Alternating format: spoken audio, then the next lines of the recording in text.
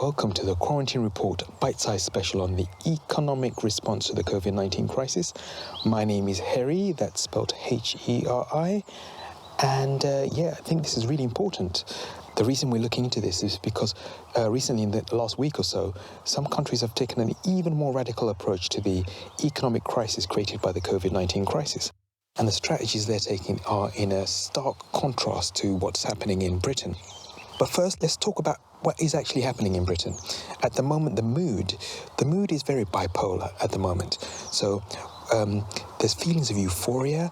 Euphoria in that when the leaders, British politicians on TV, talking, they seem to be making rational sense, putting forward logical ideas, a lot of it backed up by science, in contrast to some of the countries around the world where you've got leaders suggesting you inject disinfectant into your body and all sorts of other crazy stuff which makes you think everybody's lost their minds. There's a feeling of relief that we're doing things a little bit more rationally. There's also euphoria in that the National Health Service, pretty much the national secular religion in Britain at the moment, has come through, and it shows you how effective a universal healthcare system free at the point of use is in comparison to other parts of the world where you're on your own and you have to work out your own way around.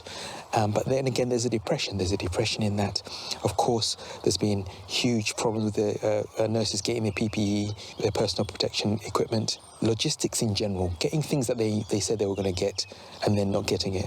And also, going on to the main subject, the economic response to the COVID-19 crisis. So let's compare this with Canada. Canada's gone really radical, okay?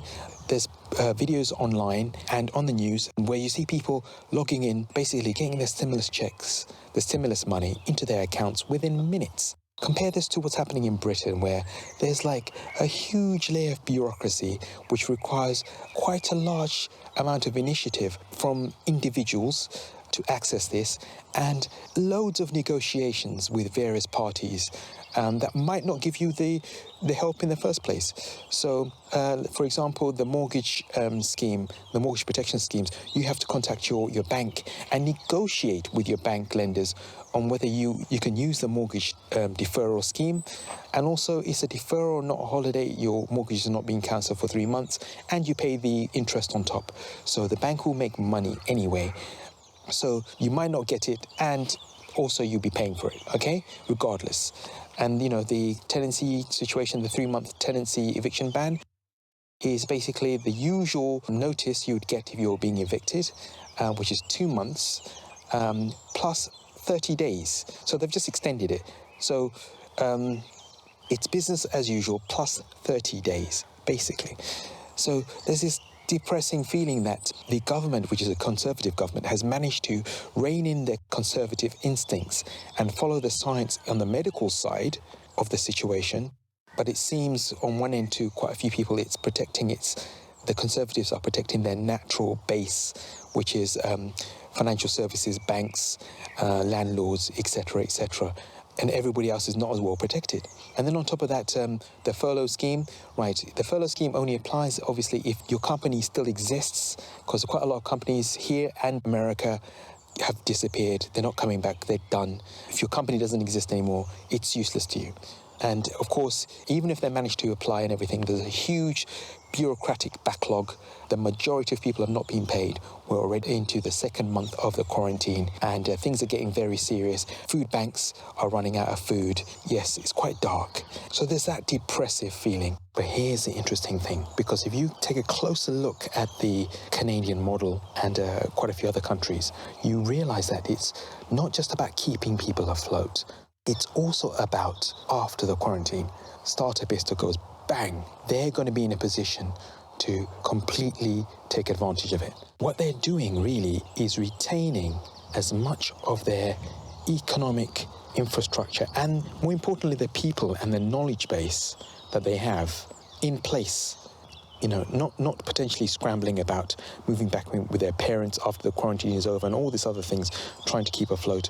They immediately after the quarantine is lifted, they have instantly money that they can spend and go out and spend, putting money back into buying products and services. Unlike the more muddy UK support, the Canadian support is very clear because every single person will get that money, so they know everybody's being supported. All the taxpayers are being supported. So companies will be less likely to close shop.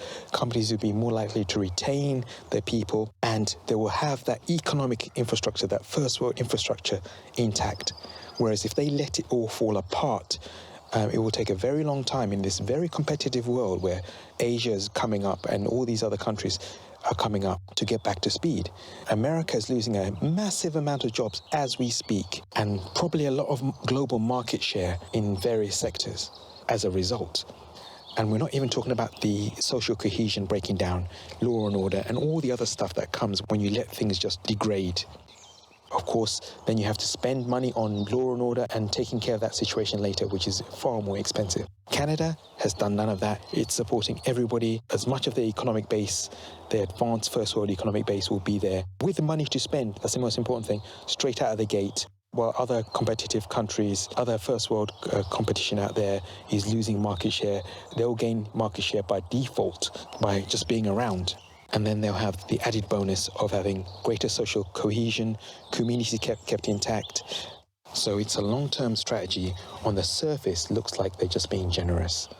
Meanwhile, in Britain, because our system relies on individual initiative and negotiation and all these layers of bureaucracy, and there's always a spectrum of ability from people who can't do things, people who can do things just about, to people who can do things middling, and people who are on it and know what to do. There's always going to be a spectrum.